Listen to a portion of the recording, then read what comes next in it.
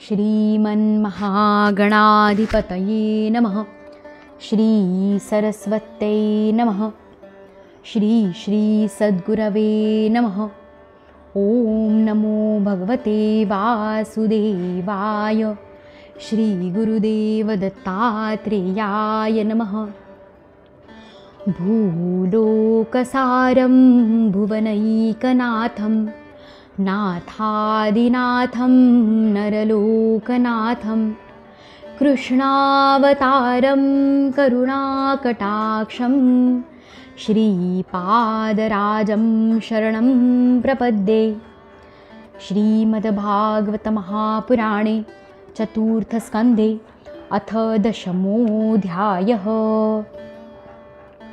यक्षांकडून उत्तमाचा वध आणि ध्रुवाचे यक्षांबरोबर युद्ध। मैत्रेय म्हणतात, ध्रुवाने प्रजापती शिशुमाराची कन्या भ्रमी हिच्याशी विवाह केला. तिच्यापासून त्याला कल्प आणि वत्सर नावाचे 2 पुत्र झाले. महाबली ध्रुवाची दुसरी पत्नी वायुपुत्री इला होती. तिच्यापासून तिला उत्कल नावाचा पुत्र आणि एक कन्या रत्न झाली. उत्तमाचा अजून विवाह झाला नव्हता. एक दिवस शिकार करतेवेळी त्याला हिमालय पर्वतावर एका बलवान यक्षाने मारले.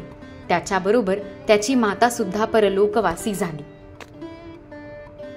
बंधू मारला गेल्याचा वृत्तांत जेव्हा ध्रुवाला समजला तेव्हा क्रोध, असहिष्णुता आणि शोक यांनी व्याप्त होऊन तो एका विजयी रथावर स्वार होऊन यक्षांच्या देशात गेला. त्याने उत्तर दिशेकडे जाऊन हिमालयाच्या घाटीतील यक्षांनी भरलेली अलकापुरी पाहिली. तेथे अनेक भूत, प्रेत, पिशाच्च इत्यादी रुद्राचे गण राहत होते. हे विदुरा, तेथे पोहोचल्यावर महाभाऊ ध्रुवाने आपला शंख फुंकला. त्यामुळे सर्व आकाश आणि दिशा दुमदुमून गेल्या. त्या शंखध्वनीमुळे यक्षांच्या पत्न्या फारच घाबरल्या. भयाने त्यांचे डोळे सैरभैर झाले. बलवान यक्षवीरांना तो शंखनाद सहन झाला नाही, म्हणून ते निरनिराळी शस्त्रास्त्रे घेऊन नगराच्या बाहेर आले आणि ध्रुवावर तुटून पडले. महारथी प्रचंड धनुष्य घेतलेल्या शूर ध्रुवाने एकाच वेळी त्यांच्यापैकी प्रत्येकाला 3 बाण मारले.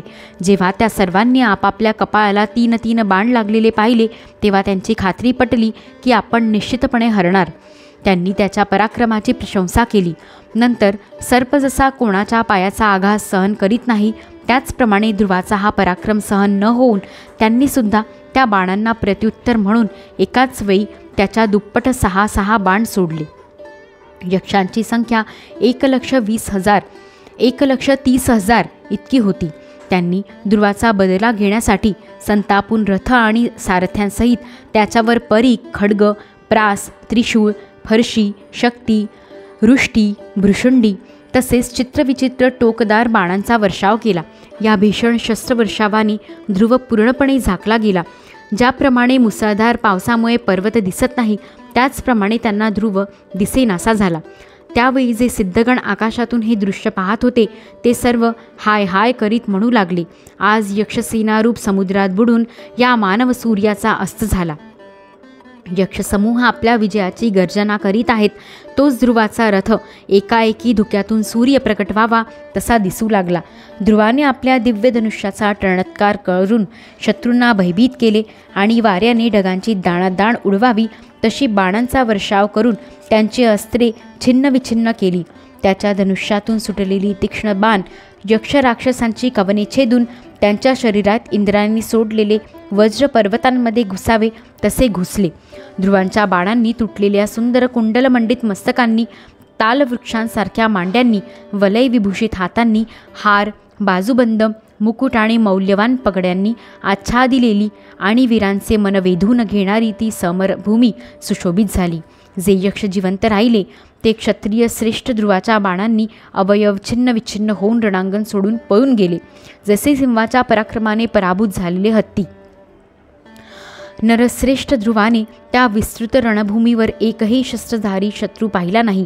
तेव्हा त्याला अलकापुरी पाहण्याची इच्छा झाली, परंतु तो नगरात गेला नाही.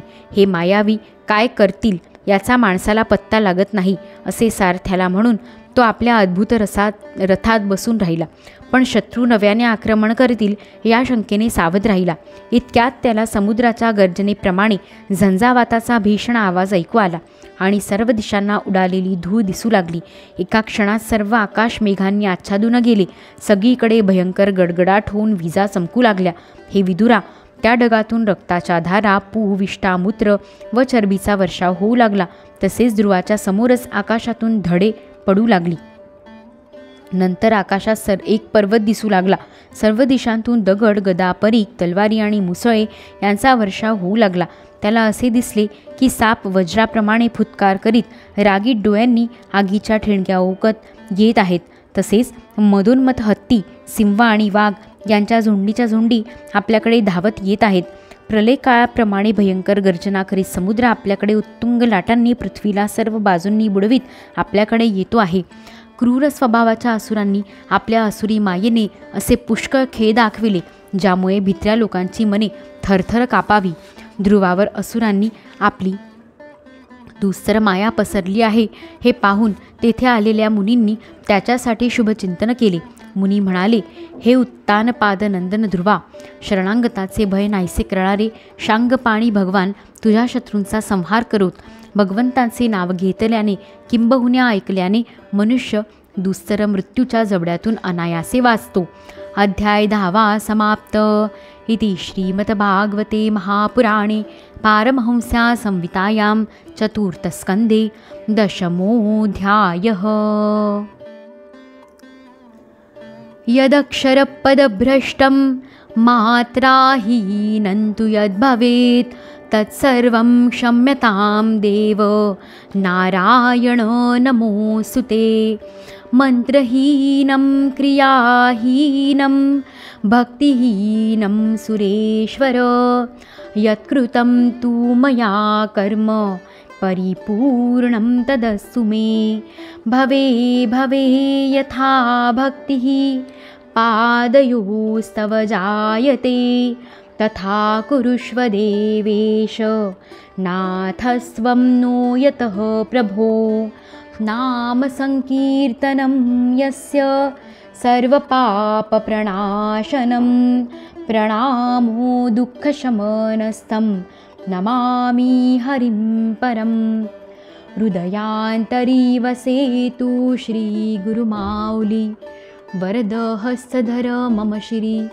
तव प्रेमलाभो जन्म जन्मान्तरी उद्धारावे चैतन्यघन सद्गुरु हरिराया. श्री सद्गुरु चरणारविन्दार्पणमस्तु. ऋषिकेशमे वाग्मनकाय जातं हरे ज्ञानतो विश्वसाक्षिन्. क्षमस्वापराधं क्षमस्वापराधं क्षमस्वापराधं प्रभो क्लिन्नचित्त. श्रीकृष्णार्पणमस्तु. श्री गुरुदेव दत्तात्रेयार्पितमस्तु.